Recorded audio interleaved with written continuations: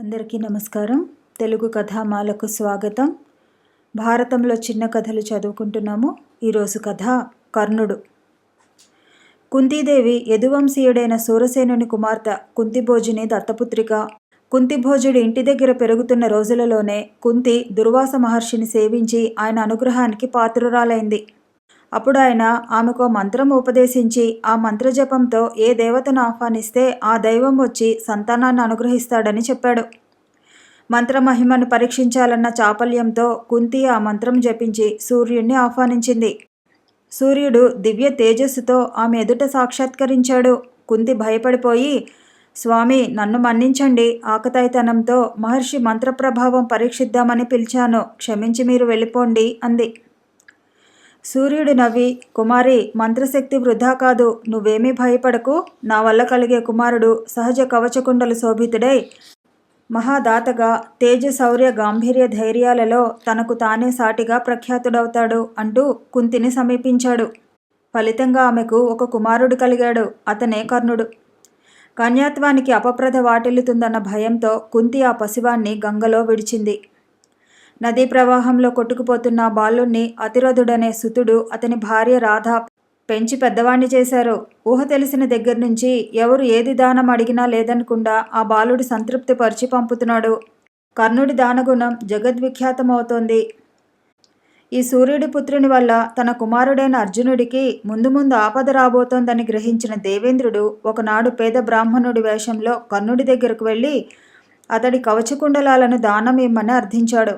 ఇలాంటి మోసమేదో జరుగుతుందని ఊహించిన సూర్యుడు, దేవేంద్రుడు విప్రరూపంలో వచ్చి నీ కవచకుండలాలు ఇమ్మంటాడు, అవి మాత్రం ఇవ్వకు అని కుమారుణ్ణి ముందుగానే హెచ్చరించాడు. కానీ సహజ దానశీలి అయిన కర్ణుడు తన ప్రత్యర్థి అర్జునుడికి మేలు జరుగుతుందని తెలిసినప్పటికీ జంకలేదు. వెంటనే కత్తితో కోసి తన కవచాన్ని కుండలాల్ని ఇచ్చేశాడు.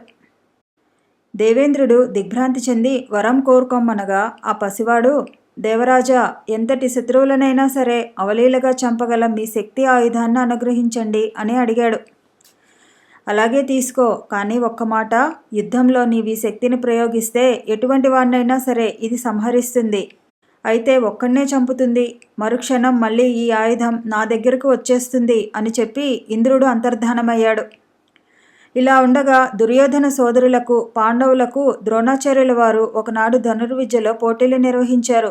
ఆ పోటీలు చూడటానికి హస్తినాపురంలోని జనమంతా వచ్చారు. అందరిలోకి అర్జునుడు చూపించిన ధనుర్విద్యా కౌశలం ప్రేక్షకులను అమితంగా ఆకర్షించింది.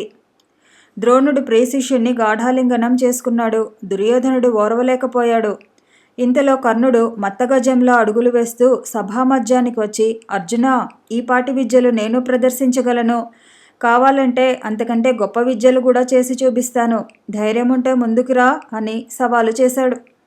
ఆ మాటలు వినగానే నిశ్చేష్టులయ్యారు ప్రేక్షకులు. అసూయతో రగిలిపోతున్న దుర్యోధనుడి మనసు మాత్రం ఆనందంతో పరవళ్ళు తొక్కింది. ద్రోణుడు కర్ణుని చూసి, నాయనా, ద్వంద్వ యుద్ధానికి దిగేవారి కులశీలాలు సమానం కావాలి. అర్జునుడు పాండురాజునందనుడు, కుంతీ కుమారుడు, కురువంశీయుడు. మరి నువ్వు ఏ రాజవంశానికి చెందినవాడవో నీ తల్లిదండ్రులెవరో చెప్పి ముందుకురా. కులం కులాచారం తెలియందే రాజకుమారులు సమయుద్ధం చేయరు అన్నాడు. ఆ మాటలు వినగానే కర్ణుడు తలవాల్చుకున్నాడు. అప్పుడు దుర్యోధనుడు లేచి, ఆచార్య, మీరు ఆదేశించినట్టు కర్ణుడు రాజు అయితే తప్ప అర్జునుడితో యుద్ధానికి దిగడానికి అవకాశం లేకపోతే ఈ క్షణమే కర్ణుణ్ణి నేను రాజును చేస్తాను అని ప్రకటన చేశాడు.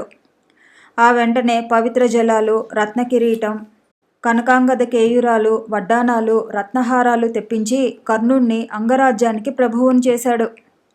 సంతోషం పట్టలేక కర్ణుడు సుయోధన చక్రవర్తిని గాఢాలింగనం చేసుకుని, ఈ జీవితాన్ని మీకు అంకితం చేస్తున్నాను, మీ ఆజ్ఞ నాకు ఎల్లవేళలా శిరోధార్యం అని వినయంగా అన్నాడు.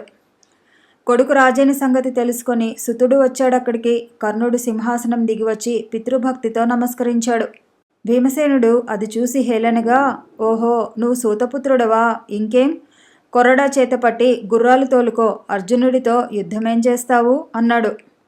సభలో కలకలం బయలుదేరింది. సూర్యాస్తమయం కావటంతో వెలుతురు కూడా తగ్గింది. ఆనాటి విద్యా ప్రదర్శన కూడా ఆగింది. కర్ణుడి చేయి పుచ్చుకుని దుర్యోధనుడు నిష్క్రమించాడు. మరొక చిన్న కథతో మళ్ళీ కలుసుకుందాము. ఈ వీడియో నచ్చితే లైక్ చేయండి, షేర్ చేయండి, కామెంట్ చేయండి, ఛానల్ని సబ్స్క్రైబ్ చేయండి.